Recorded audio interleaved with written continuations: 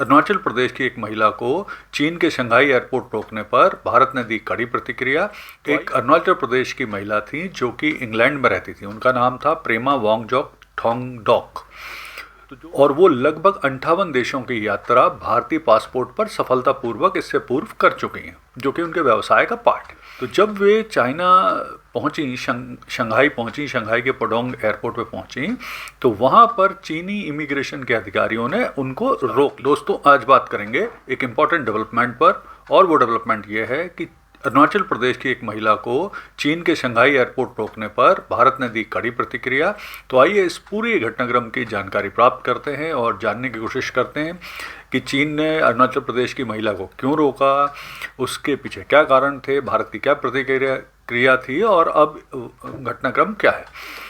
तो देखिए, 21 नवंबर को एक अरुणाचल प्रदेश की महिला थी जो कि इंग्लैंड में रहती थी। उनका नाम था प्रेमा वांगजॉक थोंगडॉक।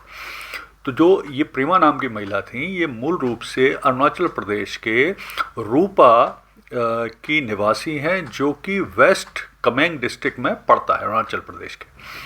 और वो 14 साल से इंग्लैंड में रह रही थी। वो एक फाइनेंस कंपनी के लिए काम करती हैं और वो एक फाइनेंशियल एडवाइज़र है। और वो लगभग 58 देशों की यात्रा भारतीय पासपोर्ट पर सफलतापूर्वक इससे पूर्व कर चुकी हैं, जो कि उनके व्यवसाय का पार्ट है। तो हुआ क्या, 21 नवंबर को वे इंग्लैंड के हीथ्रो हवाई अड्डे से जापान के ओसाका की यात्रा पे कर रही थी। वो छुट्टी बिताने वहाँ जा रही थी और ये यात्रा उनकी वाया शंघाई के पुडोंग एयरपोर्ट से होने वाली थी। वहाँ पर उनका ट्रांजिट था, यानी कुछ समय रुकने के बाद वो चाइना ईस्टर्न एयरलाइन के विमान से जाने वाली थी ओसाका, जापान। तो जब वे चाइना पहुंची, शंघाई पहुंची, शंघाई के पुडोंग एयरपोर्ट पे पहुंची, तो वहाँ पर चीनी इमिग्रेशन के अधिकारियों ने उनको रोक लिया। और रोकने के बाद उन्हें फिर लगभग 18 घंटे तक वहीं एयरपोर्ट पर बिठाए रखा गया। उनसे बहुत सारे चीज़ें पूछी गई, जैसे उन्हें बोला गया कि आपका भारतीय पासपोर्ट मान्य नहीं है, अरुणाचल प्रदेश तो चाइना का पार्ट है, आपको चाइनीज़ पासपोर्ट लेना चाहिए, और बहुत सारे और उनके ऊपर मजाक किए गए। और देखिए, चाइना में क्या है, कोई भी सोशल मीडिया, फेसबुक, व्हाट्सअप, ये यूट्यूब वगैरह, गूगल, ये सब चलते नहीं हैं। तो उनको बहुत परेशानी आई और उनका मोबाइल, पासपोर्ट वगैरह भी जब्त कर लिया गया था चीनी अधिकारियों के द्वारा। तो उन्होंने काफ़ी समय के बाद, उनको प्रॉपर खाना पीना भी नहीं मिला। तो काफ़ी लंबे समय के बाद बहुत मुश्किल से उन्होंने भारतीय दूतावास से संपर्क किया। फिर भारतीय दूतावास के अधिकारी उनके संपर्क के 1 घंटे के अंदर ही शंघाई के पुडोंग एयरपोर्ट पहुंच गए। उन्होंने प्रेमा को खाना दिया, उनको खाना पानी दिया, उनकी सहायता की। चाइनीज़ इमिग्रेशन अधिकारी चाइनीज़ अधिकारियों के सामने विरोध दर्ज किया, तब जाके कहीं प्रेमा को अपना पासपोर्ट वापस मिला। उसके बाद वो अपनी आगे की यात्रा कर पाई। हालांकि इस दौरान चूंकि उनकी कनेक्टिंग फ़्लाइट जा चुकी थी, तो उन्हें नया टिकट खरीदना पड़ा, यानी उनको फाइनेंशियल लॉस भी हुआ। तो इस बात पर भारतीय दूतावास की और भारत की प्रतिक्रिया क्या रही।